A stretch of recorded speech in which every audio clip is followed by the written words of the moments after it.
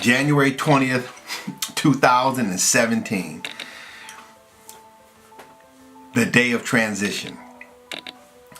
Today, one administration transitions out of the White House and another administration transitions in. Obama transitions out, Donald J. Trump transitions in. As I look through my feed in Facebook and look through my feed in Twitter, I began to see feel the anxiety. I began to feel the stress and the pressure from our nation. I began to see the comments that were coming in from my friends and people that I'm connected to in these different social networks. And so I thought it would be a really good idea to talk about transition. And the reason why is because transition is something that people have difficulty dealing with. With transition comes a level of uncertainty, and uncertainty is something that people really don't like. We don't like the unknown. We don't like dealing with things that are unfamiliar.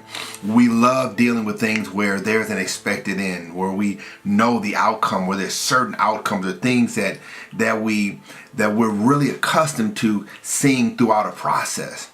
And so as I look at the inauguration and look at the 45th president, I thought it would be a good opportunity to just philosophically talk about what does transition mean and how people deal with it, because it requires us to really have to adjust and deal with our thought process, our decision making. It can force us to really have to change behavior. And so I wanted to go through a few examples of transition. I live in Michigan. I live in a beautiful state of Michigan with beautiful weather. But in Michigan, we have 4 distinct seasons. We have spring, we have summer, we have fall, and we have winter. We have 4 distinct seasons. Now, in the summer, the weather can be 70, 80 degrees, and I wear shorts and flip-flops. And there's certain things that I wear. There's certain types of apparel that I wear in the summertime.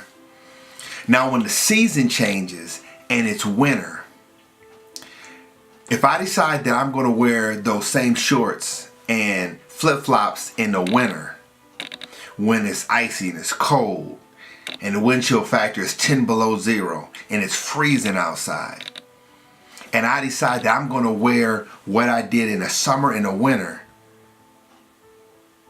that could cause me some problems. Why? Because now I am now wearing something that was not designed for the fall. It was not designed for the winter. So when the season changes, that means that the environment changes. And so when the environment changes, how do you adapt to the environment? Do you ignore winter? Do you act like winter's not here? Do you act as though I'm not going to even deal with the notion or the idea that it's wintertime? As we look at this election cycle and look who's sitting in the seat of president, who's sitting in the Oval Office in the White House, the season has changed. How will you deal with the season? Will you ignore it? Will you act like, hey, I didn't ask for this? The season has changed. Let's look at leadership change. Leadership change. Let's look at leadership transition. Let's look at a young person who is an athlete, who has been playing sports their entire life. It can be a young lady or a young man.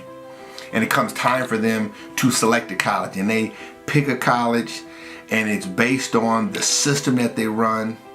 It's based on the coach who is coaching, because there's a certain system that they know that their skill set works best in, and they want to use this as a platform to be able to hopefully prepare them for a pro career down the road, but they want to be successful in college. And then that coach gets a call. And on that call, that coach gets another offer, and that coach transitions out. Now the student is bound to the school because they've signed a letter of intent. And I know for all you NCAA fanatics with all the rules, I know when a coach changes that there's an opportunity to potentially leave at the same time. But what I'm saying though, if that coach leaves because there's another opportunity, now You've made a commitment to that program. But how do you deal with change when now you have a coach that has a totally different philosophy, totally different system that might not totally mesh with your skill set, and it's not a good fit? How you deal with transition. Let's talk about entrepreneurs. First generation entrepreneurs we know typically can grow and develop a business. And let's look at more of an iconic one where someone grew something from nothing. They were the one who had the passion, the idea. They're the one that burned the midnight oil, worked every seat in that company, and grew something out of nothing. Now it's time to transition that business to the second generation. And the second generation didn't have the struggles, didn't have to overcome the things that the first generation had to overcome. Then what happens? They're not really feeling the company the same way. The first generation business owner grew up with nothing. I mean, but really, had to grit it out, didn't have a whole lot. The second generation is reaping the benefits from the first generation. They're more affluent. So the struggle and the challenges that they had to overcome to be who they are don't exist. Maybe they're not even feeling the company.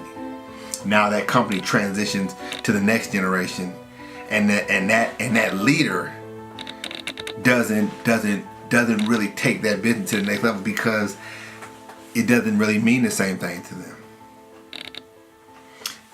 In my workshop, in my brand builders workshop, we had an interesting question that came up. There's a gentleman that asked why banks don't fund churches, and we had a gentleman in there who's in the financial industry. So Walt Ward was in there, and he said banks don't fund personality-driven enterprises. And that made me pause for a minute. That made me really think. Personality-driven enterprises. And I began to think about churches.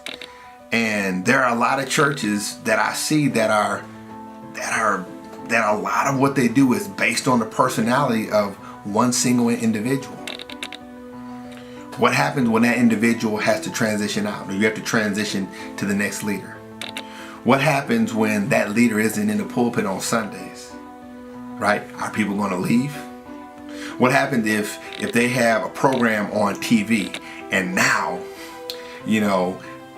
somebody goes on the internet, turns on the program, oh, so-and-so's not preaching today.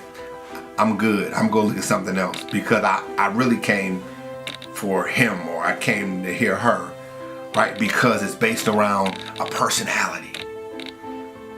So I'm giving you these leadership examples because I want you to think about your risk tolerance for transition. What is transition? How do you deal with it? So now we have a very important question to ask ourselves as a society. For the next 4 years, are you going to totally check out? Are you just not going to participate in our democracy in this country because you don't agree with the person who sits in the seat of president? There's no person that's ever sat in that seat that I agree 100% in terms of their worldview. And this is absolutely the case. Now, what do? I believe that this is going to be a watershed moment for our society, a watershed moment for our country, where now people are going to have to make some decisions. And if we can come together, can we make America a better place? It'll be interesting. But I want you to really think about transition, how you deal with it, how you tolerate it, how you deal with uncertainty,